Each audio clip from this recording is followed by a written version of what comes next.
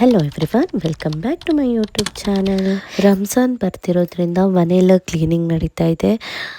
ಇನ್ಮೇಲೆ daily routine ಆಗಬೇಕು ನಂದು. ರಂಜಾನಲ್ಲಿ ನನ್ನ ಡೈಲಿ ರೊಟೀನ್ ಹೇಗಿರುತ್ತೆ ಅಂತ ಡೈಲಿ ಒಂದು ವೀಡಿಯೋಸ್ ಆದರೂ ಅಪ್ಲೋಡ್ ಮಾಡಬೇಕಂತ ಅಂದ್ಕೊಂಡಿದ್ದೀನಿ. ಆದಷ್ಟು ಟ್ರೈ ಮಾಡ್ತೀನಿ ಮಾಡೋದಕ್ಕೆ. ನನ್ನ ಫುಲ್ಲು ಮನೆ ಕ್ಲೀನಿಂಗ್ ಅಂದರೆ ಜಸ್ಟು ಕಿಚನು, ವಾರ್ಡ್ರೋಬ್ ಎಲ್ಲ ಕ್ಲೀನ್ ಮಾಡಿ ಇಡಬೇಕು. ನಾವು ವರ್ಷ ಮಾಡ್ತೀವಿ ಯಾವಾಗಲೂ, ಆದರೆ ರಂಜಾನ್ ಬಂದಾಗ ಒಂದು ಸ್ವಲ್ಪ ಎಕ್ಸ್ಟ್ರಾನೇ ಇದು ಮಾಡ್ತೀವಿ. ನನ್ನ ಮಗ ಅಂತೂ ನೋಡಿ, ನಾನು ಏನೇನು ಮಡ್ಚಿರ್ತೀನಿ ಅದನ್ನೆಲ್ಲ ಎಳ್ದೆಳ್ದು ಹಾಕ್ತಾಯಿದ್ದ. ಸೊ ಅದೆಲ್ಲ ಕ್ಲೀನಿಂಗ್ ಆದಮೇಲೆ ಕಿಚನಿಗೆ ಬಂದೆ. ಕಿಚನಲ್ಲಿ ಸ್ವಲ್ಪ ಗ್ರೋಸರಿ ಐಟಮ್ ಏನಾದರೂ ಬೇಕಂದರೆ ಅದನ್ನು ಲೀಸ್ಟ್ ಮಾಡೋಣ, ಮತ್ತು ಇರೋ ಐಟಮ್ಸನ್ನೆಲ್ಲ ಫುಲ್ಫಿಲ್ ಮಾಡಿ ಹಾಕೋಣ ಬಾಕ್ಸಿಗೆ. ನನಗೆ ಸಣ್ಣದ್ರಿಂದನೂ ಉಪವಾಸ ಹಿಡಿಯೋದಂದರೆ ತುಂಬ ಖುಷಿ. ನಾನು ರಂಜಾನ್ ಬರೋ ತನಕ ವೇಟಿಂಗ್ ಮಾಡ್ತಾಯಿದ್ದೆ. ಹೋದ ವರ್ಷ ಆಗಿರಲಿಲ್ಲ, ಬಿಕಾಸ್ ನನಗೆ ಡೆಲಿವರಿ ಆಗಿದೆ ಅಷ್ಟೇ. ನಾನು ಐಟಮ್ಸ್ ಎಲ್ಲ ಬಾಕ್ಸ್ಗಳಿಗೆ ಹಾಕುವಾಗಲೇ ಏನಾದರೂ ಕಡಿಮೆ ಇದ್ದರೆ ಆವಾಗಲೇ ಲೀಸ್ಟ್ ಮಾಡಿ ತರಿಸ್ಬಿಡ್ತೀನಿ. ಅವಾಗವಾಗ ಹೇಳ್ತಾ ಇರೋದಕ್ಕಿಂತ ಒಂದೇ ಸಲ ತರಿಸಿದ್ರೆ ಒಳ್ಳೆಯದಲ್ವ ಅಂತ. ಮತ್ತು ನನಗೆ ಒಂದೊಂದು ಐಟಮ್ ಮರ್ತೋಗುತ್ತೆ. ಸೊ ಹಾಗಾಗಿ ನಾನು ಆವಾಗವಾಗಲೇ ಒಂದು ಪೆನ್ನು ಬುಕ್ಕು ಇಟ್ಕೊಂಡು ಅಲ್ಲಲ್ಲೇ ಲೀಸ್ಟ್ ಮಾಡೋಕ್ಕೆ ಸ್ಟಾರ್ಟ್ ಮಾಡ್ತೀನಿ. ಇವತ್ತೇ ಈ ಕೆಲಸ ಎಲ್ಲ ಮಾಡ್ಕೊಂಡ್ಬಿಟ್ರೆ ನಾಳೆಗೆ ಈಸಿ ಆಗುತ್ತೆ. ನಾಳೆ ನನಗೆ ಮಸಾಲ ಮಾಡೋಕ್ಕಿರುತ್ತೆ, ಅಂದರೆ ತಿಂಡಿಗಳಿಗೆ ಯೂಸ್ ಆಗುವಂತಹ ಮಸಾಲನೆಲ್ಲ ನಾನು ಮಾಡಿನೇ ಫಸ್ಟೇ ಫ್ರಿಜ್ಜಲ್ಲಿ ಸ್ಟೋರ್ ಮಾಡಿ ಇಟ್ಟಿರ್ತೀನಿ.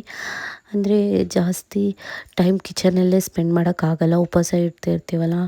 ಈವ್ನಿಂಗ್ ಅಷ್ಟೊತ್ತಿಗೆ ಫುಲ್ ಕಿಚನಲ್ಲೇ ಇರಬೇಕಾಗುತ್ತೆ. ಈ ಥರ ಮಸಾಲ ಮಾಡಿಟ್ಕೊಂಡ್ರೆ ಅದು ನಾವು ಬೇಕಾದಾಗ ಎಷ್ಟು ಬೇಕು ಅಷ್ಟು ಯೂಸ್ ಮಾಡ್ಕೋಬೋದು.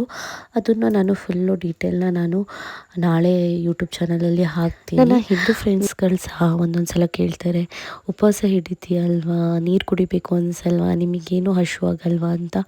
ಅದೇನೋ ಗೊತ್ತಿಲ್ಲ, ಆ ಟೈಮಲ್ಲಿ ನೀರು ಕುಡಿಬೇಕು ಅಂತನೋ ಹಸಿವಾಗುವಂಥದ್ದು ಆ ಥರದ್ದೇನೂ ಆಗಲ್ಲ. ಸ್ಟಾರ್ಟಿಂಗಲ್ಲಿ ಒಂದು 2 ಡೇಸ್ ಆಗುತ್ತೆ, ಸ್ವಲ್ಪ ಬಾಯಾರಿಕೆ ಆದಂಗೆಲ್ಲ. ಆಮೇಲೆ ಅದು ಎಷ್ಟೇ ಸೆಕೆ ಇರಲಿ ಏನೇ ಇರಲಿ ನಮಗೊಂಥರ ಆ ಫೀಲೇ ಬರಲ್ಲ, ಆಗುತ್ತೆ, ಆ ಥರ ಏನೂ ಅನಿಸಲ್ಲ. ಆದರೆ ಉಪವಾಸ ಬಿಟ್ಟಾದಮೇಲೆ ಒಂದು ಗ್ಲಾಸ್ ನೀರು ಕುಡಿದ್ರೂ ಹೊಟ್ಟೆ ಫುಲ್ ಆದಂಗೆ ಆಗಿರುತ್ತೆ. ಏನು ಬೇಡಪ್ಪ ಇದೇ ಸಾಕು ಅಂತ ಅನ್ಸೋಕ್ಕೆ ಸ್ಟಾರ್ಟ್ ಆಗಿರುತ್ತೆ.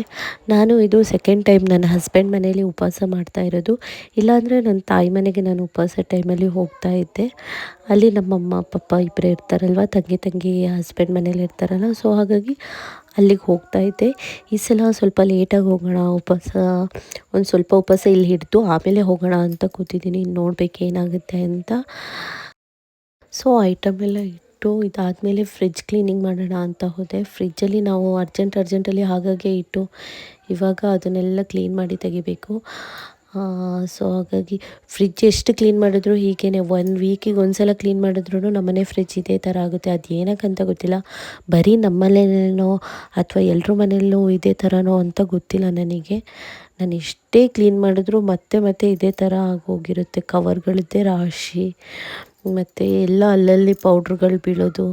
ನಾನಂದರೆ ಪೌಡ್ರುಗಳನ್ನೆಲ್ಲ ಬಾಕ್ಸಲ್ಲಿ ಹಾಕಿಡೋದು ಕಡಿಮೆ, ಈ ಥರ ಕವರಲ್ಲೇ ಹಾಕಿ ಫ್ರಿಜ್ಜಲ್ಲಿ ಇಟ್ಬಿಡೋದು. ಸೊ ಅದೊಂಥರ ಆಗಿರುತ್ತೆ. ಅದನ್ನೆಲ್ಲ ತೆಗೆದು ತೊಳೆದು ಕ್ಲೀನ್ ಮಾಡಿ ಇಟ್ಟೆ ಇವತ್ತು. ಸೊ ಇದಾದಮೇಲೆ ವಾರ್ಡ್ರೋಬಿಗೆ ಒಂದು ಶೀಟ್ ತರಿಸಿದೆ. ಇದು ಹಾಕುವಾಗ ನನಗೆ ಸಾಕು ಮಾಡಿ ಹಾಕ್ದ ನನ್ನ ಮಗ.